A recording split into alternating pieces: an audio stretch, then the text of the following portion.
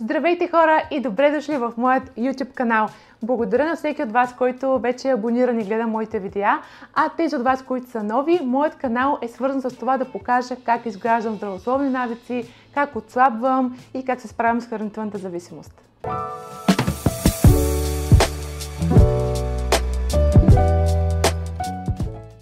В тази връзка, в това видео ще ви покажа 3 здравословни варианта на някои от любимите ни храни. Торта, пица и палачинки. Знаете обаче, че много често те се подготвят с много мазнина, с бяло брашно и с страшно много захар. Тези съставки обаче, особено в прекомерно количество, допринасят за вътрешно-възпалителните процеси в организма ни. Затова и тези рецепти са с съставки, които са алтернативни и които, освен че не са толкова калорични и не са толкова вредни, всъщност даже и полезни и ще ви донесат добри макронутриенти в менюто. Междувременно, може да се абонирате за моя YouTube канал, за да гледате още подобни видеа с рецепти и друга полезна информация, която ще ви е от полза във вашия път на трансформация.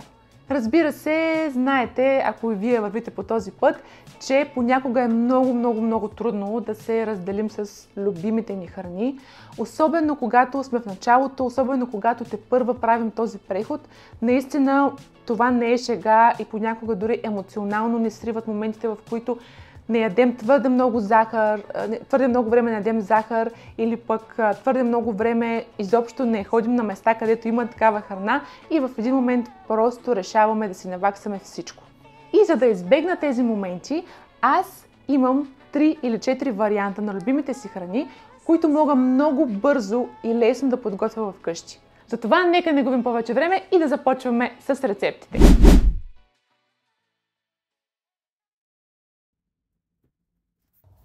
Ето ги съставките. Започваме с намачкване на бананата.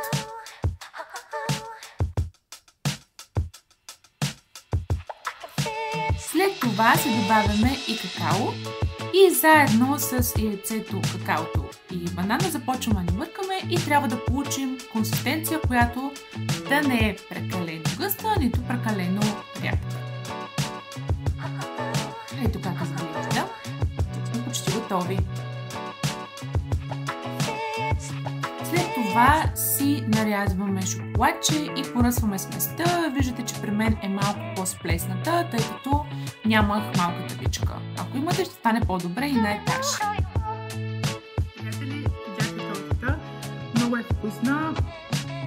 Ето я. Честно казано, бих, може би, я променила малко. Когато искам много да хапвам сладко, бих сложила още малко плодовете. Примерно, може да е още банан, може да сложа и форми. Така че хубава е по този начин. Аз си настъргах горе и кора от портокал. Много ми харесва, но е със средна сладост по този начин. Ако искате наистина да ви е сладка тортата, просто добавете още един банан. Мисля, че дори не е нужно да слагате повече какао. Също един банан ще стане супер.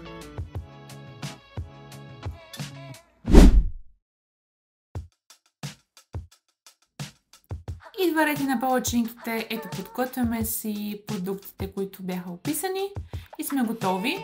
Яйчице, слагаме си малко водичка, банан и започваме да смесваме отново.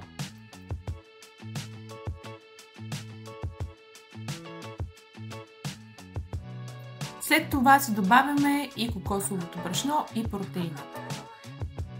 Ох, тук изпукнах какаото. Няма значение, аз обичам доста. Продължаваме да си бъркаме, тъй като моето какао е малко повече.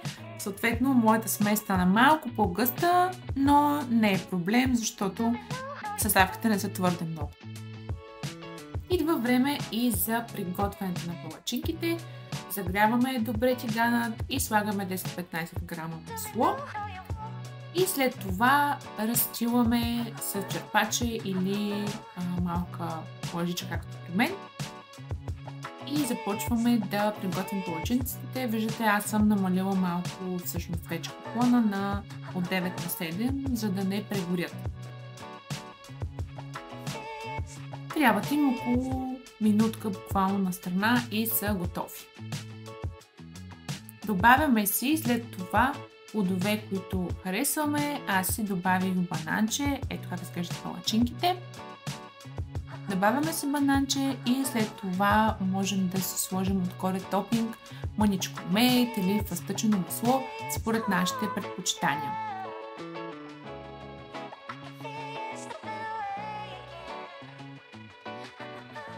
Ето ги и отблизо вкусните палачинчици. Наистина ще утолят желанието ви за сладко.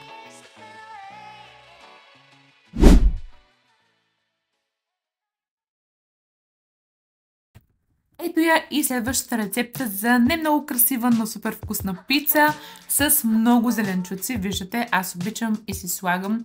Така че започваме с лаваш и го намазваме с доматена паста обилно, за да може да ни е така вкусен сосът. След това добавяме зеленчуци на вкус. Както ви казах, аз обичам да има много такива. Просто ги нарязвам на малко по-тъничко, за да могат да се изпекат добре. Разбира се, ако желаете, може да си добавите месце, може да си добавите веган кашкавал или обикновен кашкавал, в зависимост от това дали имате проблеми с млечните продукти, но и без тях ви уверявам, че пицата става вкусна, хрупкава, ароматна. Лично аз си добавям да завърша и 2 яйчеца и отново запичам пицата за около няколко минутки. Виждате колко съм доволна, определено. Обичам да си хапвам тази пица и за вечеря, и за обяд. Засищаща е, вкусна е, както казах, и се заслужава за 285 калории. Скъпи хора, надявам се това видео да ви е било полезно и да изпробвате моментално тези рецепти и да споделите дали ви допадат и дали сте ги подобрили по някакъв начин. Също така ще бъде супер полезно за мен, ако ми споделите от какво имате повече нужда да ви споделям аз по време на своята трансформация. Искате повече дейли влогове, в които ви показвам с какво се храня, тренировки или пък още такива рецепти. Моля да споделите, за да мога да правя видеа, които са наистина полезни за вас и да ви помагат. Благодаря ви и до скоро!